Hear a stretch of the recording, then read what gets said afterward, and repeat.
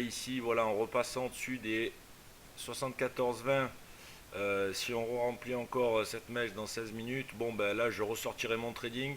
Il y a encore 7 points engagés, encore 7 pips engagés, mais bon, ceci dit, on va tenir le trading car on a toujours un objectif short sur l'AUD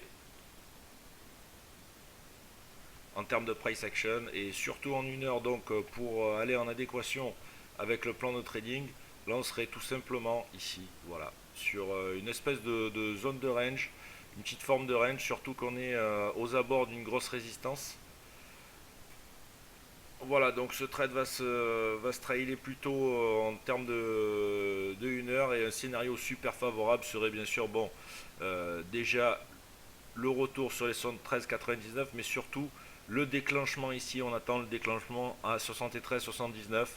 On essaye de s'y prendre par cran à l'AUD pour qu'il craque. On a qu'un sens, c'est baissier pour l'instant, on n'a pas de sens haussier. Voilà, je m'y reprendrai à 2 fois, mais pas à 3 sur l'AUD. Donc, affaire à suivre sur le trade AUD. Bon, ben Rodi, pareil, l'AUD ne m'aime pas. Voilà, on a une sortie qui vient d'être faite à moins de 13 pips sur notre trade engagé AUD en termes de 15 minutes. Voilà. On revient sur le 1 heure. Voilà, là on commence à invalider assez fortement, je dirais, notre scénario. Il reste 10 minutes sur la clause 1 heure. Donc voilà, on a sorti notre trading pour moins 13 pips. Voilà, j'avais dit que la zone des 20 devait faire gros barrage. Là, ça ne l'a pas fait. Ça ne l'a pas fait. Donc, on est stoppé ici sur notre target. On va supprimer les règles. Voilà. Alors, on va redonner un coup d'œil à l'eurodoll. Non, on va rester sur le CAD. Alors, en termes de 5 minutes, ça casse, c'est pas mal. C'est pas mal sur le CAD ce qui se passe. Allez, il nous reste 10 minutes. N'hésitez pas à échanger, à discuter de nos propositions. Alors, Happy Trade, oui, en effet, gros MZ sur le DAX.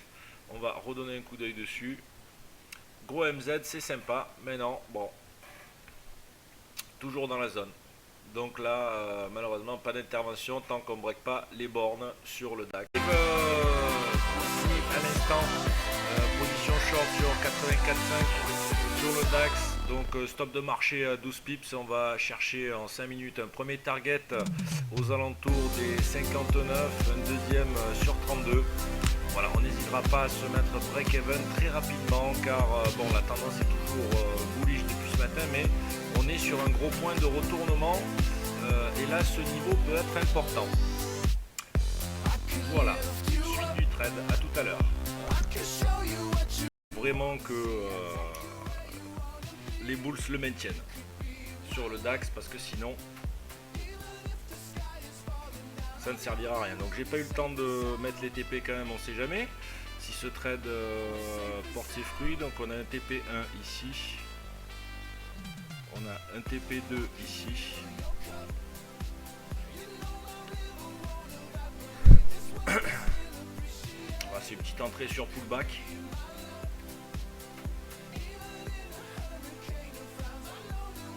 Vraiment en termes de 15 minutes, il faut que ça décale, aucune raison qu'on redescende en dessous ici sous ce niveau.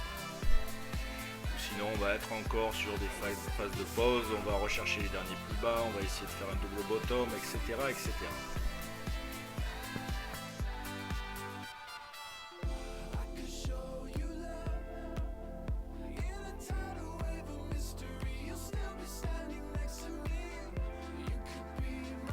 Le trade DAX est mis en place. Bon là on est déjà à la break-even.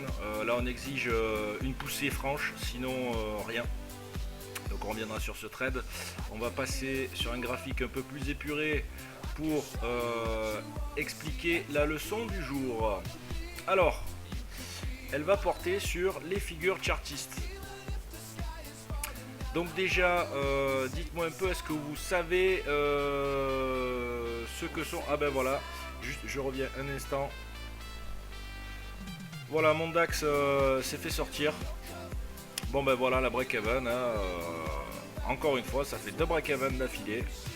Ben voilà, on reste exigeant, il n'y a pas de raison, même si on aurait pu à chaque fois les TP scalp sont atteints, on aurait dû scalper. Maintenant, en termes de live, je préfère rechercher des points un peu plus sérieux.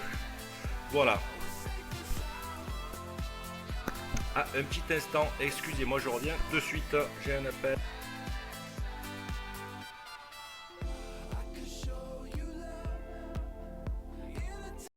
Bon voilà, on prend sa perte, 12 pips.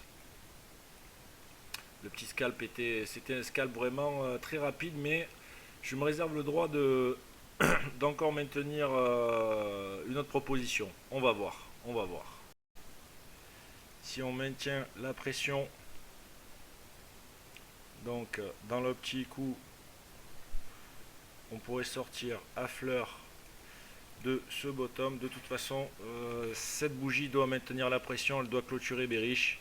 Si elle ne clôture pas bearish, bullish pardon, je sortirai ma position. Là on est vraiment sur ce MZ, il doit être explosé, on joue l'impulsion vraiment en bas de range potentiel sur le DAX. Donc le disclaimer, j'hésiterai pas à sortir break-even très rapidement ou à 1 ou 2 pips, parce que ça fait pas mal de fois qu'aujourd'hui le DAX ne veut pas aller, ne veut pas déclencher.